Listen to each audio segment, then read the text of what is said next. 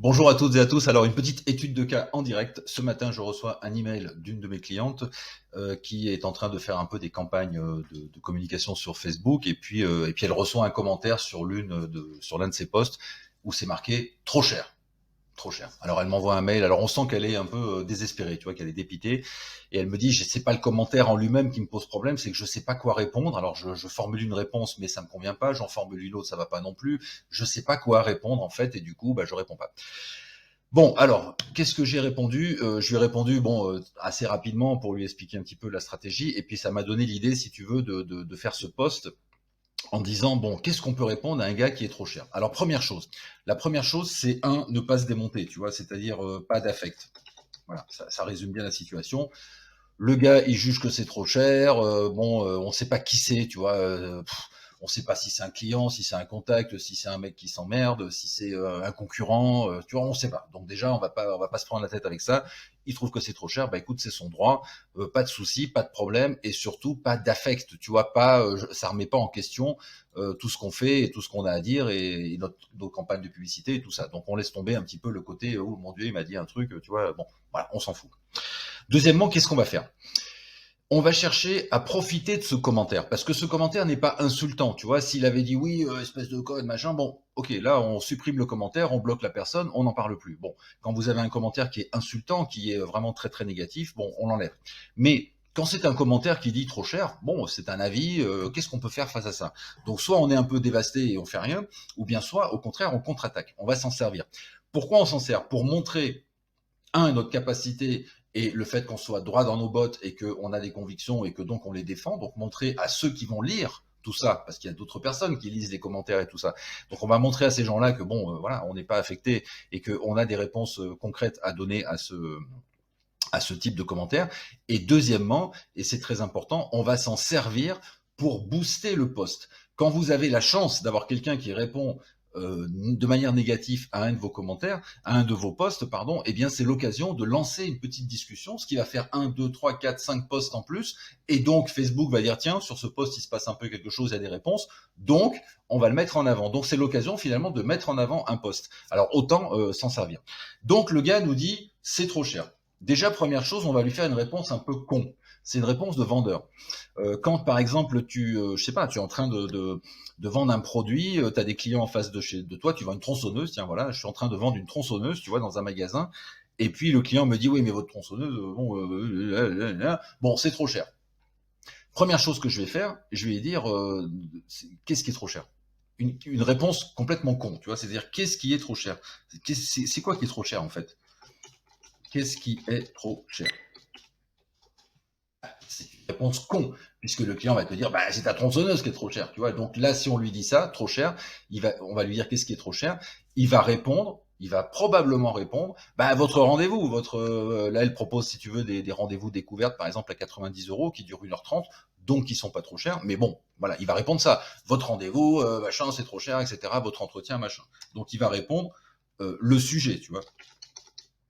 On va encore poser une autre question, parce que ce qu'on veut, c'est qu'il réponde. Ce qu'on veut, c'est l'engranger, tu vois, le lancer comme ça dans une discussion. Donc on va répondre, si j'ai bien compris, tu vois, si j'ai bien compris, vous trouvez, blablabla, que mon rendez-vous est trop cher. Selon vous, quel serait le juste prix? Tu vois, là, on est gentil, on n'est pas dans l'agressivité, tu vois. On dit au gars, ah, tu trouves que ma tronçonneuse est trop chère, mais du coup, combien elle coûterait à ton avis la tronçonneuse? Et le gars va te dire, ah bah moi, votre rendez-vous, machin, 40 euros. Ok? Donc ça fait déjà 1, 2, 3, tu vois, on avance le nombre de commentaires. Donc il va répondre. Alors bien sûr, on risque avec ça, en lançant une discussion, on risque de perdre le gars, parce qu'il va pas vouloir peut-être se lancer dans la discussion en disant, bon, comprend rien, de toute façon, j'ai pas envie de discuter, machin. Bon, on a des grandes chances de le perdre. Mais si on ne perd pas, ce qui arrive parfois, c'est trop cher. Qu'est-ce qui est trop cher? Question con. Réponse con, bah, le sujet du machin, c'est-à-dire votre rendez-vous, votre tronçonneuse, votre machin. Bon, d'accord. Si j'ai bien compris, vous trouvez que mon rendez-vous découverte à 90 euros, machin, etc., il est trop cher. Bon, alors selon vous, quel serait le juste prix? Ah bah moi, 40 euros. Et là, eh bien, on va faire une argumentation. C'est-à-dire qu'on va dire 40 euros, bon, bah je comprends, simplement, argumentation, c'est mieux.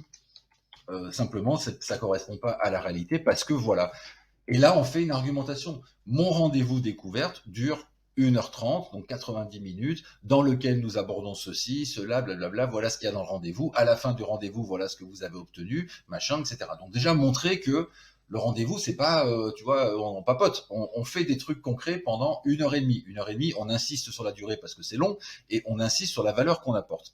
Et ensuite, on va aussi compléter en expliquant que on est un indépendant, qu'on est déclaré, que ceci, que cela, qu'on fait les choses en règle, que donc on paye la TVA, qu'on paye les taxes, les impôts, le machin, le loyer, le bidule, le truc, et que donc 90 € pour 1h30, eh ben c'est pas si cher que ça. En tout cas, ça correspond à la valeur que l'on a de soi-même et aux besoins qu'on a aussi, machin. Et puis voilà. Donc on a fait une grosse argumentation qui va noyer, si tu veux, le gars en face, parce que lui, bien sûr, ça va pas l'intéresser de discuter de ça, mais qui va servir à faire remonter systématiquement le post parce qu'il y a du commentaire, et 2, à donner de la légitimité et montrer qu'on n'est pas affecté, tu vois, et montrer qu'on défend son beefsteak, comme on dit, aux autres. Parce que quand tu as un truc comme ça, quand il y a une petite guéguerre qui se fait comme ça sur un post ou une série de commentaires, bah en fait les gens aiment bien, tu vois, ils aiment bien que ça fight un petit peu, tu vois, ils aiment bien un peu la bagarre. Donc ils vont venir regarder qu'est-ce que tu as répondu, qu'est-ce que tu as dit, qu'est-ce qu'il a dit lui, qu'est-ce que tu as répondu, machin.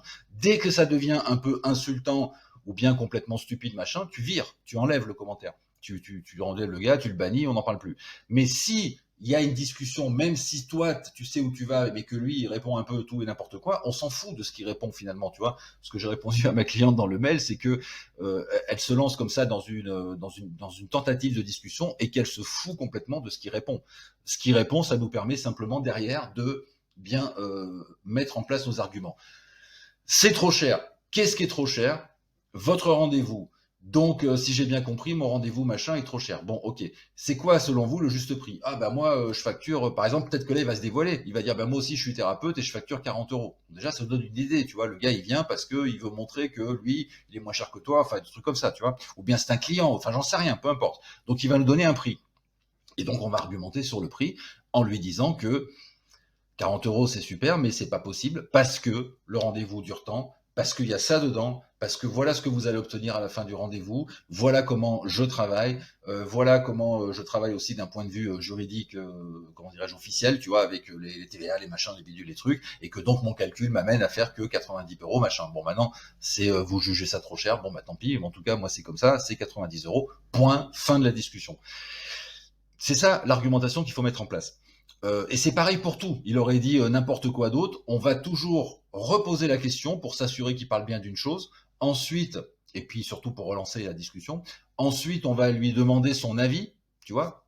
Qu'est-ce que vous trouvez trop cher? Qu'est-ce que vous pensez que c'est pas bien? Pourquoi je devrais pas ceci? Pourquoi vous pensez que cela? Bon, le gars va être content, il va argumenter, oui, parce que blablabla, blablabla, et toi, tu vas contre-argumenter derrière. C'est exactement le même principe quand je fais des publicités ou des publications un peu plus agressives, tu sais, sur le côté marketing, commercial, par exemple chez les pros du bien-être, bien évidemment, je me tape des commentaires de oui, mais quand on est professionnel, quand on est dans la spiritualité, quand on est dans le partage, quand on est dans l'aide par rapport aux gens, machin, etc., on doit pas facturer parce que ça doit être gratuit, parce que facturer des trucs comme ça, des trucs un peu débiles, quoi, finalement. Donc, évidemment, au lieu de me braquer, ou au lieu de supprimer, je vais en profiter pour argumenter et rallier à moi les gens qui pensent comme moi. De toute façon, ceux qui pensent pas comme moi, eh bien, ils viendront jamais. C'est exactement la même chose qu'en politique. Si tu es de droite et que tu as des arguments de droite, tu vas aller discuter avec un extrême gauche, tu n'arriveras jamais à te concilier avec lui. Tout ce que tu vas raconter, c'est ce qu'il déteste. Et tout ce que lui va dire, c'est ce que tu peux pas supporter. Donc, irréconciliable le truc, tu vois.